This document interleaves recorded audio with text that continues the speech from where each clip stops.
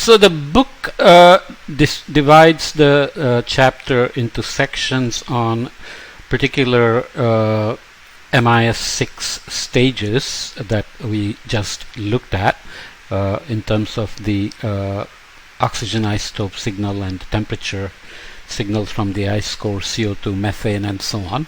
And it's all about model simulations and explaining the consistency between model simulations in terms of climate change and trying to compare them with available evidences for vegetation change, and then trying to speculate about perturbations to Homo lineages wandering across Africa and out of Africa, right? So let's start with MIS6 at 135,000 years ago, always comparing to AD 1800, which now is referred to as Common Era rather than AD, as you may know. So let's start with this model simulation showing precipitation, including snow in water equivalent difference between the pre-industrial to the 135,000 year ago time scale.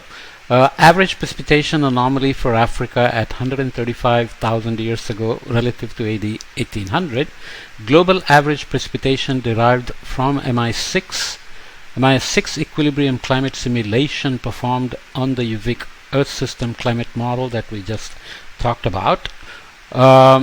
We are looking at the colored version because I already copied for you. Locations of Red Sea Basin and Abdur archaeological site are noted there. You can already see the impact of the coarse resolution of the model. It has these jagged coastlines, steps of coastlines, because that's all you can get when you have such a coarse resolution, as we talked about. 3.6 degrees in longitude, which is almost 350 kilometers, and 1.8 degree latitude, which in the equatorial region is over 200 kilometers and gets narrower as you go to higher latitudes. And that also shows in terms of the lack of links between, let's say, the Indian Ocean and the Mediterranean and so on, which will have impacts on energy exchange, heat exchange, heat transport, and so on and so forth. Ignoring all kinds of details, we are just looking at precipitation in kilograms per meter squared per second, which is not the usual unit we use. We typically use millimeters per day and so on. It doesn't matter. So you can see that it had become much drier in the sub-Sahel Central African region into southern Africa and southern Indian Ocean here. But the focus here really is on Africa, and you can see that it was much wetter here in the so-called MENA region, Middle East and North Africa. And there are some signals here as well. How accurate they are? You have to remember that the models have a very good skill in doing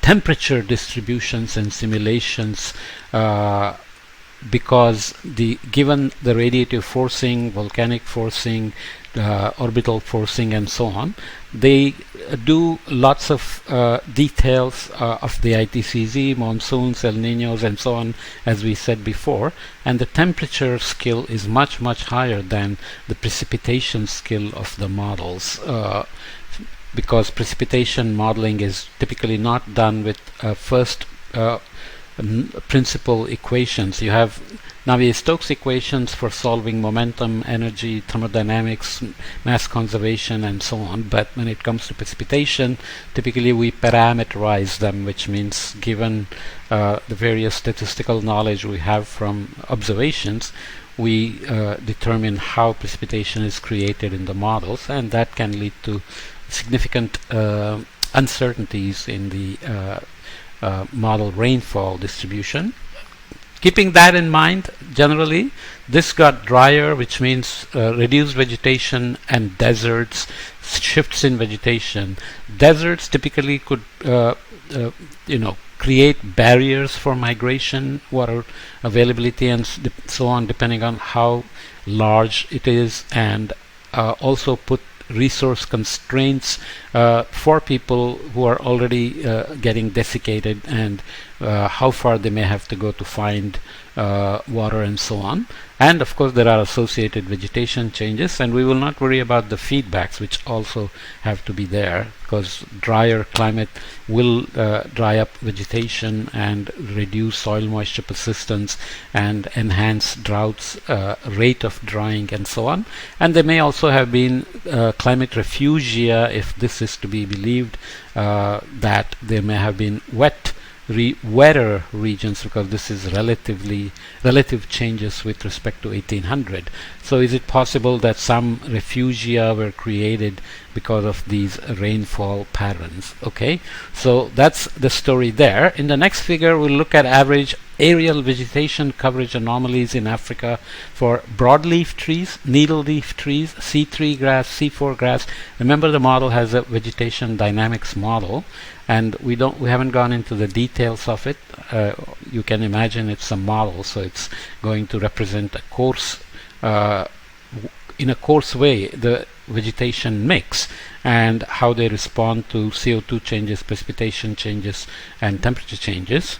And typically when precipitation changes and temperature changes happen, ecosystems do not move with climate. Some species of trees may be more mobile and generalists in terms of their adaptation abilities, so they may move, whereas an ecosystem, a mix of biodiversity that exists in the current climate, some will lose out, stay back and die away, some will move to favorable conditions. So that has to be kept in mind, and it's not necessary that the model is representing that kind of details, those kinds of details. Okay, so at 3,500,000 years ago relative to 1800, average aerial vegetation coverage derived from MIS6 equilibrium.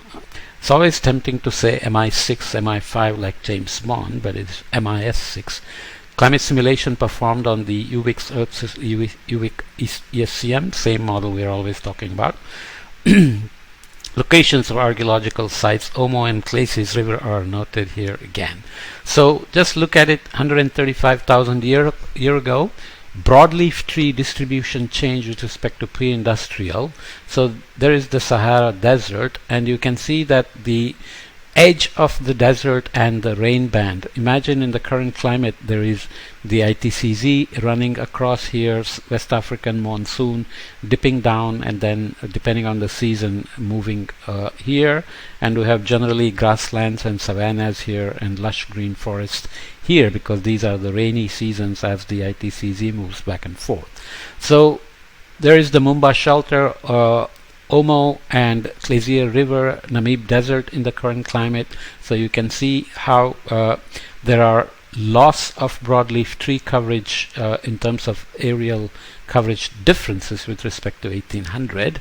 Needle leaves have taken over, and there is some again frontal dynamics happening here between rainfall transition that we looked at here and the obviously this is a change, so rainfall gradation would have been created favoring one species versus the other. So broadleaf requires more rain and wetness than needleleaf because their criteria for saving water, capturing CO2 are different.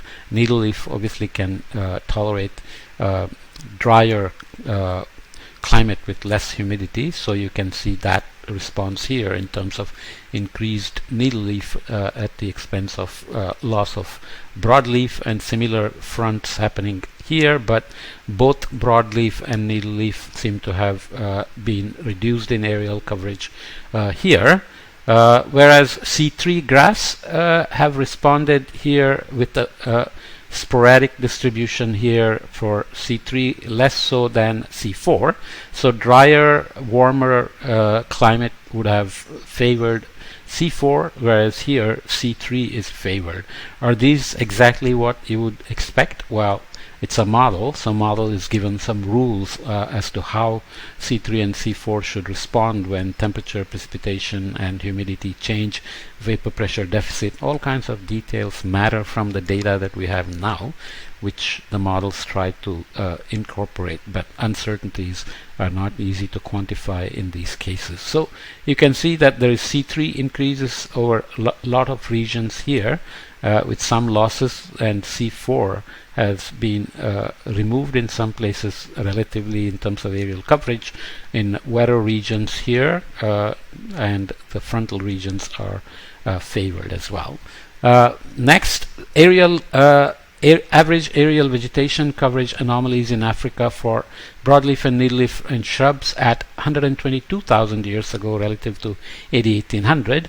Average vegetation coverage derived from 122,000 year time series climate simulation performed with the same model.